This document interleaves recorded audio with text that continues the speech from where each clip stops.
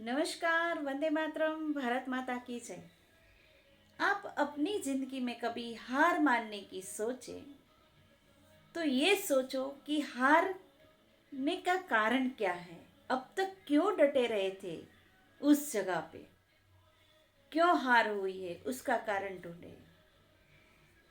एक लड़की थी, उसका नाम था रोहिणी।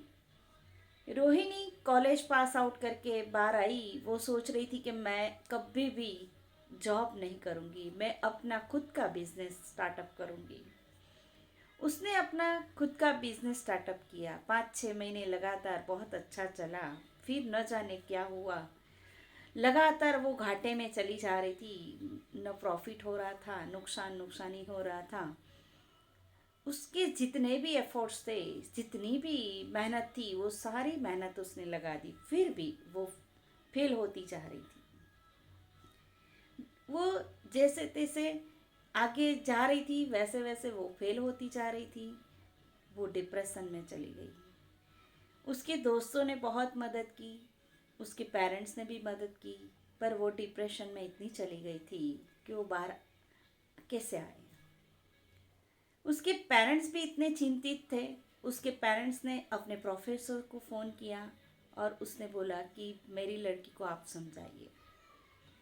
उसकी प्रोफेसर ने फ़ोन किया कि रोहिणी, तुम आज मेरे घर पे कॉफ़ी पीने के लिए आएगी। रोहिणी गई और मैम ने उससे बात की, क्या चल रहा है आजकल।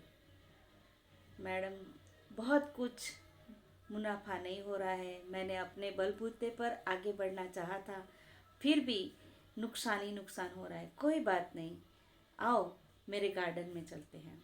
गार्डन में जाके लेके गई और एक पौधा, टमाटर का पौधा दिखाया। देखो रोहिणी, ये पौधा, मैम ये तो मेरी तरह मरा हुआ है। क्या बात कर रही है रोहिणी, इसको मैंने, ये देखो पौधा, इसको मैंने क्या कुछ नहीं दिया होगा। उसको खाद दी, जंतुनाशक जो दवाई आती वो दवाई दी, कितना कुछ किया, मेहनत की लगातार। हम्म, चलो आओ अंदर कॉफ़ी पीते। कॉफ़ी पीने के बाद रोहिणी बोलती है कि मैम मैं अभी जा रही हूँ, जो हुआ सो हुआ, हो जाएगा। फिर 1 मिनट जाते जाते बोला कि कोई बात नहीं, तू 1 मिनट रुक। उसको अपने स्टोर रूम में लेके गई मैम। तब उसको दरवाज़ा खोला तो देखा लाल लाल बड़े बड़े टमाटर थे। वो देखकर आश्चर्य में रह गई कि मैम, वो पौधा तो मरा हुआ था।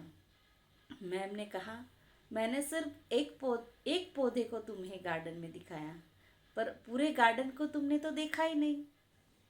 ऐसे कहानी यहीं पर ख़त्म नहीं होती है। कहानी बहुत सारे ऐसे दुनिया में होते हैं।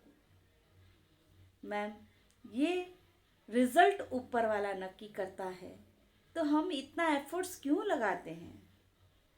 मैम ने कहा, रिजल्ट ऊपर वाला नक्की करता है, वो बात सही है, पर हम एक बार फेल होते हैं, 2 बार फेल होते हैं, इसका मतलब ये नहीं होता है कि ज़िंदगी में हम हमेशा फेल होते जाएंगे। ऐसा ज़रूरी नहीं है। बहुत सारे जो नामी महान लोग हैं, वो भी तो ज़िंदगी में फेल होते हैं, फिर भी महान है ना। जैसे क्रिकेटर्स है, सिंगर्स हैं, पॉलिटिशियंस है, बहुत सारे ऐसे हैं नामांकित लोग हैं। तो अपनी ज़िंदगी में कहीं ना कहीं जगह पे वो फेल होते ही हुए और वो आगे आते हैं। इसी तरह हमें भी अपनी ज़िंदगी में कभी हार नहीं माननी चाहिए। एक बार फेल हुए, 2 बार फेल हुए, हमें लगातार अपना कर्म करना चाहिए।